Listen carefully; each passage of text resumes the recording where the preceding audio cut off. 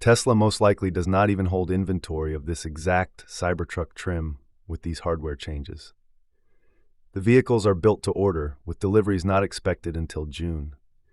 That timing alone suggests this is not about clearing finished goods. Elon Musk did state that the pricing is available for only the next 10 days, which surprised many observers. However, the rationale is relatively straightforward. The limited window creates urgency, generates discussion, and drives marketing visibility. By adding a late-night, 10-day-only clause, Tesla has amplified attention around the Cybertruck at a time when sales have been weak due to a lineup skewed toward higher-priced trims. With this new trim, Tesla is casting a wider net.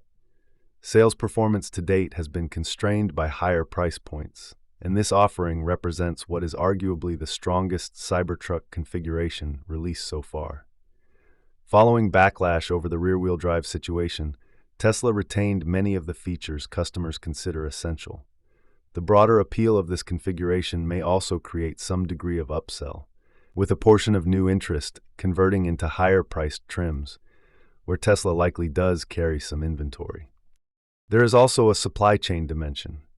If upstream components such as 4680 cells, motors, or related parts have begun to accumulate due to slower than expected sales, a higher volume trim could help absorb that excess.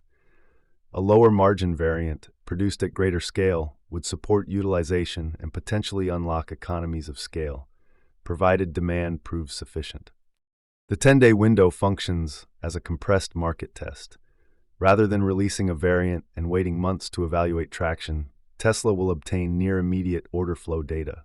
If demand is strong, Tesla could maintain pricing and ramp production, justified by scale efficiencies.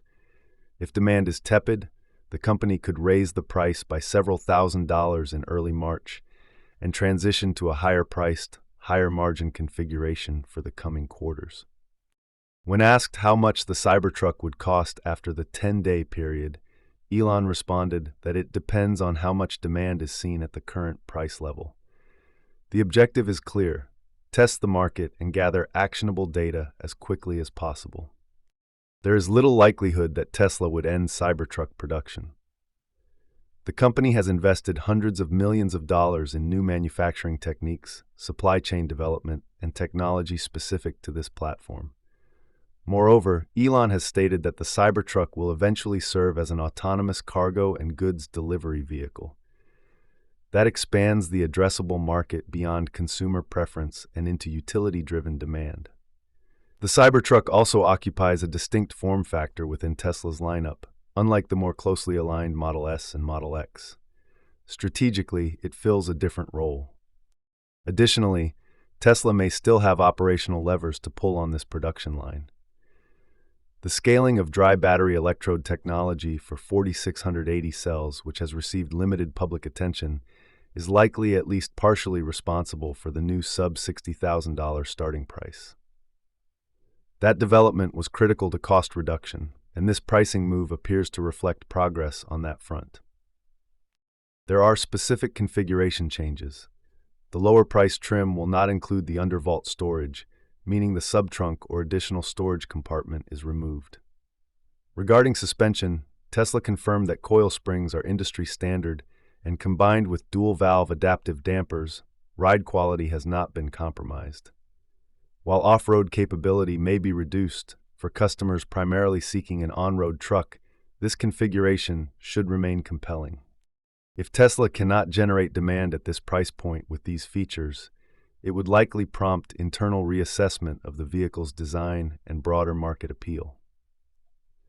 The Cybertruck's futuristic aesthetic may have narrower adoption than initially anticipated.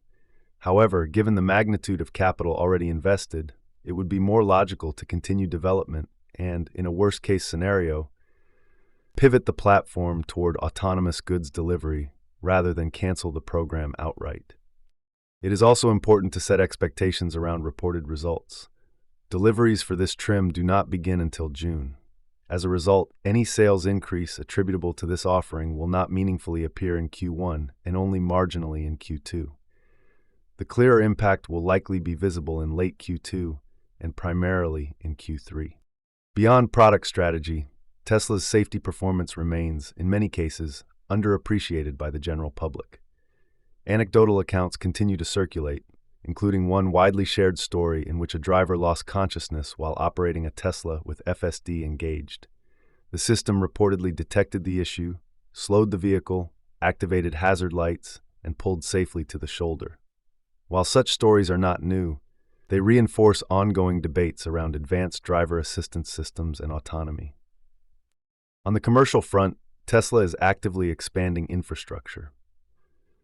David Four from Tesla Charging stated on LinkedIn that the company is seeking a high-energy executive to lead commercial charging sales in Central Europe, closing large commercial deals across supercharging and megacharging. This aligns with prior statements that Tesla intends to eventually produce the Tesla Semi at Giga Berlin. While production in Europe may not begin until late 2027 or into 2028, after initial ramp and deployment in Nevada, Tesla is clearly preparing the groundwork. Infrastructure typically precedes vehicle deployment, and establishing megacharger networks across the EU positions Tesla for first-mover advantage. Tesla is also hiring an AI hardware engineer in India for the first time. The role involves designing, developing, and testing hardware components and systems, including prototypes and proof-of-concept work. This team develops Tesla's advanced AI chips, AI 5, 6, 7, 8, and beyond. The hiring suggests a long-term commitment to India, not only for vehicle sales and charging infrastructure, but potentially for broader R&D and engineering expansion. Over time, this could encompass energy, solar, and Optimus-related initiatives as well. Operationally, sightings of Cybercab units at Giga Texas have raised questions. According to Joe Techmeyer, some units may be production versions prepared for crash testing. Observations included production-style wheels, some without covers and others still bearing protective stickers, as well as carabiner-like devices on the front, consistent with crash test towing setups. If accurate, this would indicate progression toward validation and regulatory testing. Regulatory uncertainty continues to loom over the U.S. auto market. California is challenging a move by Republicans to revoke the waiver, allowing the state to set its own emissions standards. 11 other states follow California's framework, collectively representing 29% of U.S. new vehicle sales. If California prevails, automakers could be forced to comply with two opposing regulatory regimes, one aligned with a heavy anti-EV federal stance under Trump, and the other with California's pro-EV framework. If the administration prevails, traditional automakers would face reduced pressure to sell money-losing EVs in those states, and Tesla and other EV manufacturers could lose regulatory credit revenue from compliance sales. The case is scheduled for a federal court hearing on Thursday. The broader issue is policy instability. Auto manufacturers require multi-year planning horizons, and frequent regulatory reversals create substantial operational uncertainty. In parallel industry developments, Lucid announced it is cutting 12% of its global workforce. The company had 6,800 employees at the end of 2024, but did not specify total job losses.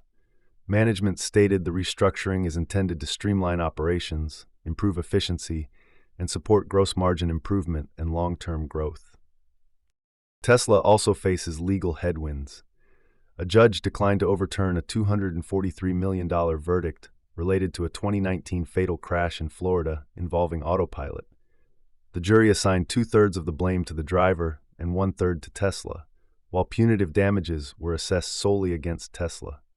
The driver, operating a Model S at approximately 65 miles per hour with autopilot engaged, dropped his phone, bent down to retrieve it, and failed to see stop signs and flashing red lights at a T intersection, resulting in a fatal collision.